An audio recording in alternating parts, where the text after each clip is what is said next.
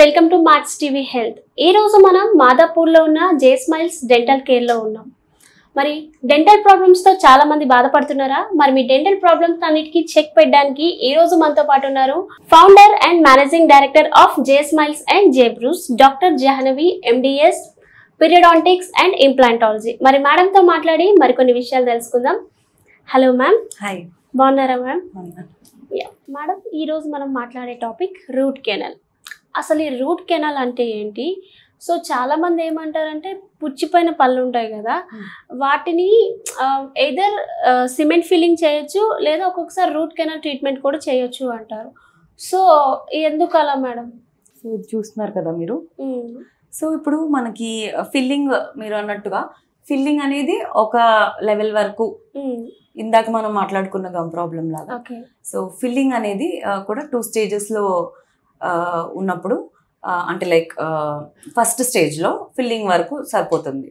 లేదు ఒక స్టేజ్ దాటిపోయింది అంటే నరం వరకు వెళ్ళిపోయింది డ్యామేజ్ అనేది. ఈ పుచ్చిపన్ను అనేది నరం వరకు వెళ్ళిపోయిన తర్వాత ఫిల్లింగ్ పనిచేయదు. ఎందుకంటే ఇది బ్లడ్ సప్లై చేస్తుంది. ఈ పల్ప్ అనేది మన బాడీలో ప్రతి పార్ట్కి బ్లడ్ సప్లై ఎలాగో పంటలో కూడా పంటికి బ్లడ్ సప్లై చేసే నరం ఉంటుంది, పల్ప్ అంటారు. సో ఎప్పుడైతే ఆ పిప్పు అంటే లైక్ ద ఇన్ఫెక్షన్, పుచ్చు అనేది క్యావిటీ అనేది మనకి నరం దాకా బ్లడ్ సప్లై చేసే నరాన్ని ఎఫెక్ట్ చేస్తుందో ఆ తర్వాత మనం ఫిల్లింగ్ అనేది చేయలేము. అప్పుడు ఖచ్చితంగా రూట్ కెనాల్ చేసుకోవాల్సిందే. సో రూట్ కెనాల్లో ఏం చేస్తారంటే ఆ ఇన్ఫెక్టెడ్ పల్ప్ ఏదైతే ఉందో అదంతా తీసేస్తారు. సో అదంతా తీసేసిన తర్వాత మెడికమెంట్ పెడతారు, మెడిసిన్. సో దాన్ని ఆ కోర్ స్ట్రెంగ్త్ బిల్డప్ చేయడానికి ఒక మెటీరియల్ మెడిసిన్ పెడతారు. ఆ మెడిసిన్తో ఫిల్లింగ్ అనేది జరుగుతుంది రూట్ కెనాల్లో.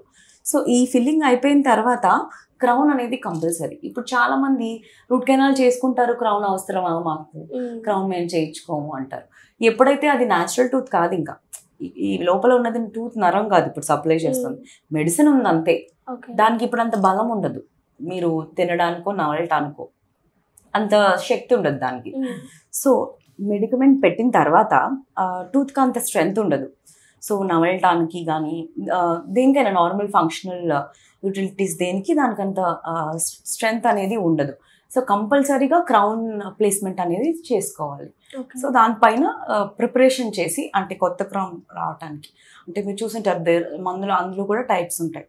సూటబిలిటీ బట్టి ఎంత టూత్ స్ట్రక్చర్ ఉంది అనే దాన్ని, అది యాంటీరియర్ రీజన్ పోస్టీరియర్ రీజన్ అనే దాన్ని బట్టి చూసుకొని క్రౌన్స్ అనేవి తీసుకోవాల్సి ఉంటుంది. సో ఇది టోటల్ రూట్ కెనాల్ ప్రొసీజర్. అంటే క్రౌన్స్ అంటే ఈ టీత్ మీద క్యాప్ పెడతారు. క్యాప్స్. ఈ రూట్ కెనాల్ ట్రీట్మెంట్ అనేది ఏ సందర్భాల్లో మనం యూజ్ చేస్తాం మేడం? అదే మీకు చెప్పినట్టుగా ఇప్పుడు మనకి ఫిల్లింగ్ స్టేజ్ దాటిపోయింది. జస్ట్ ఇప్పుడు పైన లేయర్స్, ఇప్పుడు ఎనామెల్, డెంటిన్, పల్ప్ అని 3 ఉంటాయి. 3 లేయర్స్ ఉంటాయి.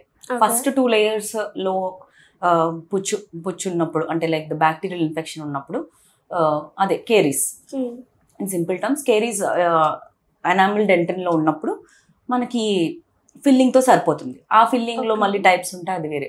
So however to cut into simple terms, first 2 లేయర్స్లోనే డ్యామేజ్ అయినప్పుడు ఫిల్లింగ్ అనేది సరిపోతుంది. When it comes to the 3rd layer, ఆ డ్యామేజ్ ఇంకా డీప్గా వెళ్ళింది, ఇక్కడ మీరు చూస్తున్నారు, ఆ నరం వరకు వెళ్ళి టచ్ అయినప్పుడు మనకి రూట్ కెనాల్ ఇంకా కంపల్సరీ ఆప్షన్. అంటే ఇంకా తప్పదు, పెయిన్ అనేది చాలా సివియర్గా ఉంటుంది, ఎందుకంటే బ్లడ్ నర్వ్ కదా, అది బ్లడ్ సప్లై చేసే నర్వ్ కాబట్టి. సో దాని severity of that pain is very much. So immediately root canal is the only option ఆ టైంలో. ఓకే మేడం, నాకు ఒక డౌట్. లైక్ ఇప్పుడు అప్పర్ లేయర్ లో టీత్ ఉంటుంది కదా, లైక్ ఐస్ తో అటాచ్ అయి ఉంటుంది. సో ఇక్కడ ఒకవేళ క్యావిటీ అయితే ఆ టీత్ తీయడానికి మనకి ఐకి ఎఫెక్ట్ అవుతుంది అంటారు కదా, మరి అది నిజమేనా madam?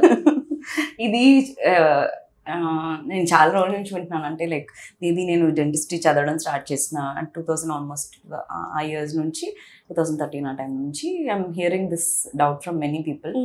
So it's the funniest part to listen అండి, once you know to hear something like that. Even చాలా మంది చదువుకున్న వాళ్ళు కూడా అడుగుతూ ఉంటారు,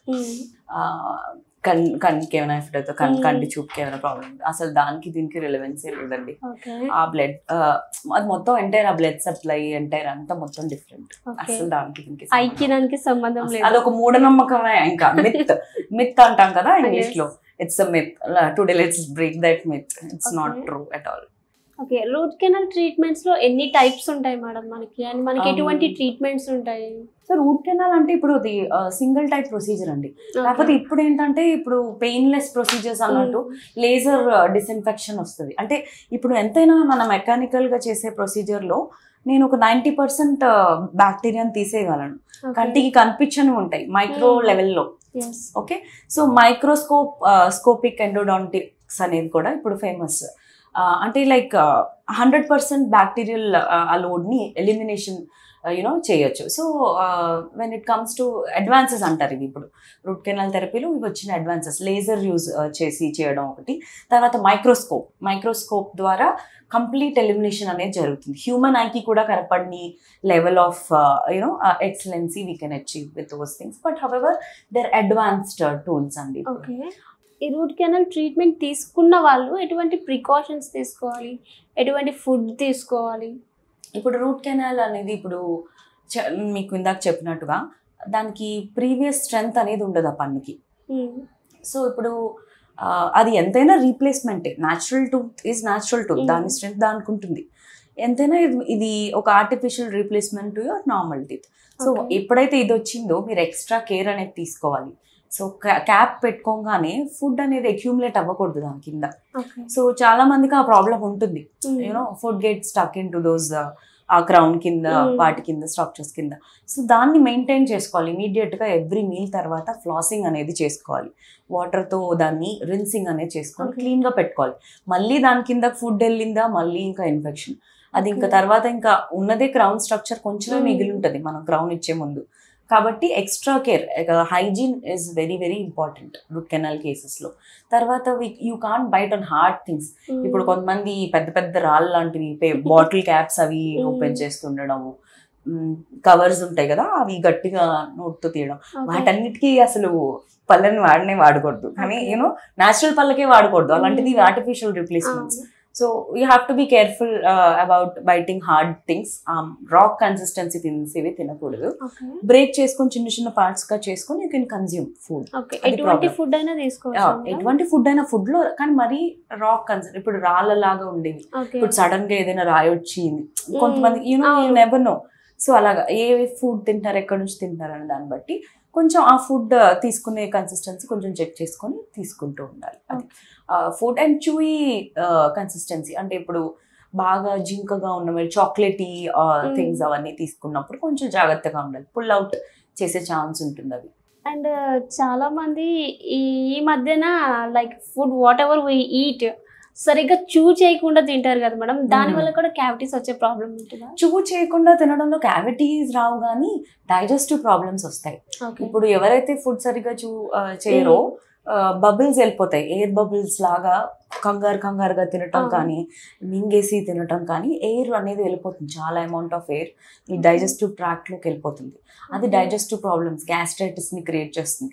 అది మీరు చాలా చిన్నప్పటి నుంచి ప్రాబ్లం అనుకోండి, చాలా సంవత్సరాల నుంచి చేస్తున్నారు అనుకోండి వాళ్ళు, అప్పుడు అది చాలా క్రానిక్ స్థితి, అంటే చాలా దీర్ఘకాలిక ప్రాబ్లం అయిపోతుంది. అంటే కరెక్ట్ చేయలేని స్థితి అయిపోవచ్చు, చెప్పలేము. బికాస్ డైజెస్టివ్ ట్రాక్ట్ అంటే మనం ఏం తింటామో అదే మనం. సో రెగ్యులర్గా అది ఎప్పుడైతే హ్యాబిట్ సంవత్సరాల తరబడి అదే హ్యాబిట్ అయిపోతుందో అది కరెక్ట్ చేయడానికి కూడా టైం చాలా పట్టేస్తుంది. గ్యాస్ట్రిక్ ఇష్యూస్ కాజ్ చేస్తుంది. కేరీస్ మాత్రం is not relevant to chewing. ఇది అది కంగారుగా తినడం దానికి సంబంధం లేదు. చాలా బాగా ఎక్స్ప్లెయిన్ చేశారు madam, thank you so much. చూసారు కదా ఫ్రెండ్స్, డెంటల్ ప్రాబ్లమ్స్తో ఒకవేళ మీరు ఫేస్ చేస్తుంటే కింద స్క్రోల్ అవుతున్న నెంబర్కి కాల్ చేసి అపాయింట్మెంట్ తీసుకోండి.